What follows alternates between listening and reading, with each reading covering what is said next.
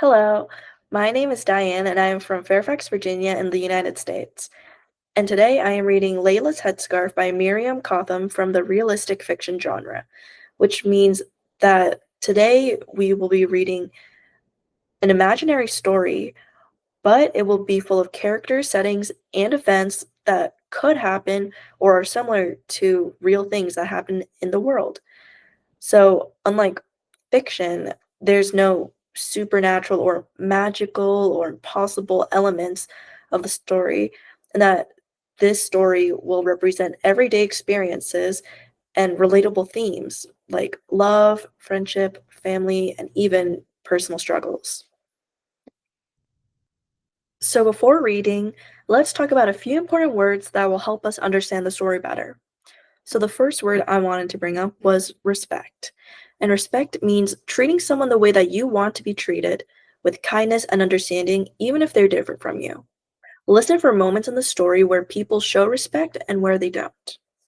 The second word I wanted to bring up was tradition. And a tradition is something that families or cultures do again and again to show who they are. It can be a way of dressing, a holiday, or a habit that's passed down. Layla's headscarf, for example, is part of her family's tradition. And the third word is confidence. Confidence means feeling proud of yourself and sure of who you are. Sometimes being confident means staying true to yourself even when others don't understand. Watch for how Layla shows confidence in her choices. So let's keep these words in mind: respect, tradition, and confidence. And let's listen to see how Layla's story connects to each of them. Layla's headscarf. First grade sat in a circle. They sang, "Where is Sarah? Where is Sarah?" And Sarah sang back, "Here I am, here I am. Very glad to see you. Very glad to see you. Here I am." Jim was next, and then Anna Maria. Everyone had a turn in the circle until it was Layla's turn. "It's your turn, Layla," they said. Layla shook her head. "She's shy because she's new," Jim whispered to Paul. The teacher smiled at Layla and sang, "We're very glad to see you. Very glad to see you. Yes, we are." "It's library time," said the teacher. "Walk. Don't run," she called. Everybody walked very quickly down the hall.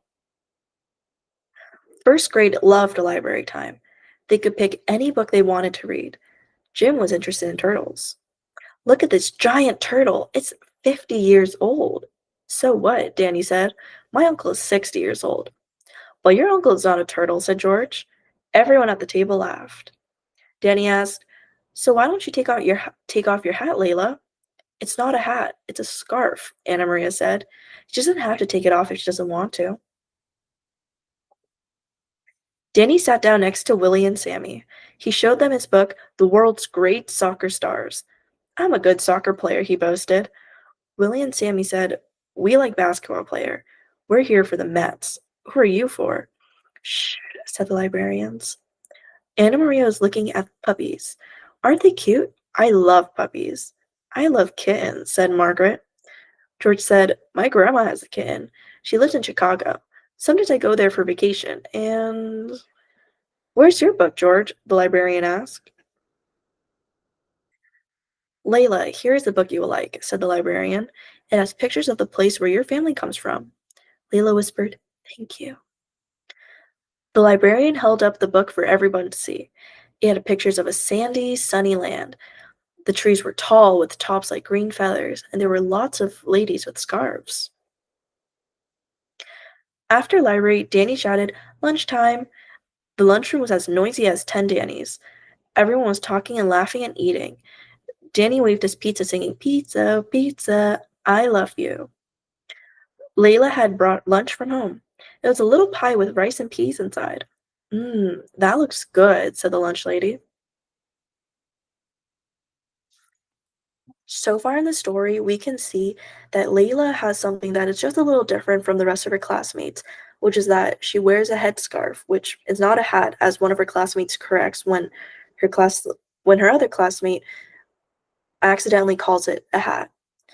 And in that scenario, we can see that she also makes sure to tell Layla that she doesn't have to remove her headscarf if she doesn't want to, which is a sign of showing respect, where her classmate is treating the way that she would want to be treated, with kindness and understanding, even though Layla's a little different from the rest of her classmates.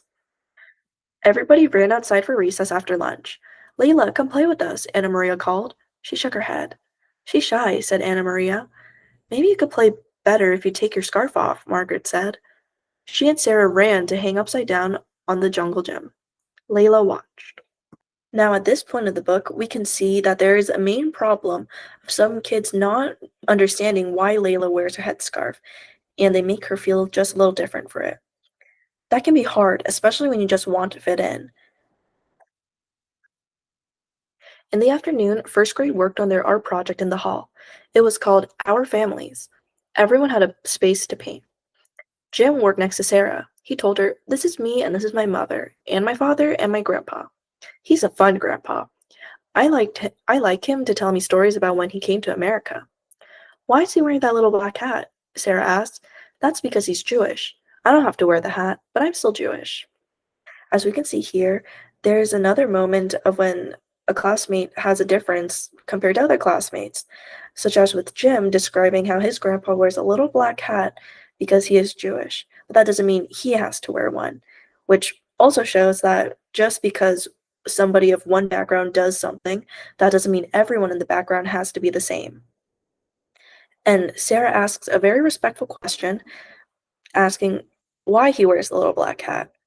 And as a reminder, it's not a bad thing to question why someone may be different, but it's important that when you do, you show respect in your question and that you try to understand instead of making judgments or asking in a rude or disrespectful way. "This is me and my dad," said Margaret. "He always takes me to baseball games and I keep the score." "This is me and my mama. She's doing my hair," Anna Maria said. "My daddy has to go to the barber shop to get his hair fixed." Everybody was finished, but Layla kept on working. The kids went over to see her picture. She had painted three ladies with scarves on their head. Layla had written Mommy, Auntie, and Big Sister next to them. A tall man held a little girl's hand. Layla wrote, My Daddy and Me. "Why are they wearing those hats? They look funny," Danny said. Anna Maria said, "I already told you. They are not hats. They are scarves." "They still look funny," said Sammy. "You shouldn't say somebody looks funny," Jim said. "Anyone can look like what they want to. This is America." "Who says so?" asked Danny. "My grandpa," Jim answered. Danny tried to tell him, "I didn't say they were funny looking. I said their scarves were funny looking." In this moment, we can see that Jim didn't intend to be rude and that he believes that his question did not show any disrespect because he said what they were wearing was funny, not that the people wearing them was funny. But it's important to remember that respect is beyond just what a person is, but also what a person wears and what they do. And that in calling the scarves funny looking, that may have hurt the feelings of Layla. Layla was trying not to cry, but one tear came and then another. "Now look what you've done," Anna Maria scolded. "You made Layla cry."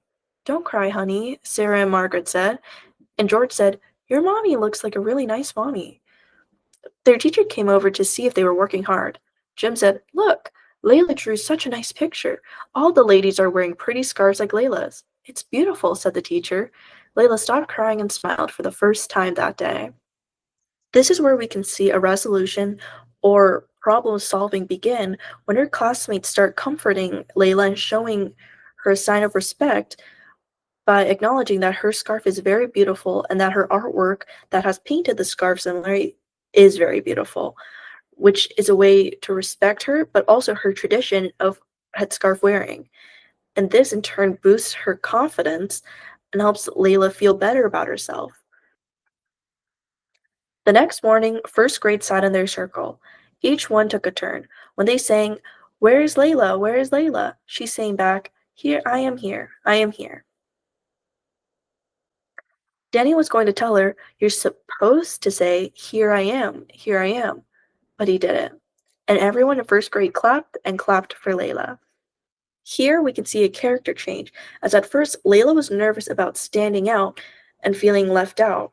But after her classmates showed her respect over her tradition, she starts to feel more confident and she feels that she can, in fact, feel good about what may make her different and know that's not something to feel embarrassment over. And she is not the only one who experienced character change, as even Danny also experienced it, as he did notice that she did not say the words correctly, but he held that in because he realized that it may hurt her, which is a very important thing to remember. A big lesson in this story is that we should respect and celebrate what makes each person unique, and that Layla's confidence should be a reminder that our traditions and beliefs are something to be proud of and not to hide. It's important to remember to speak in a respectful and kind manner that does not offend, but doesn't mean that you have to limit yourself in the way you want to ask questions or be curious of. And that kind of understanding is what can make our classroom and our world a much stronger and kinder place.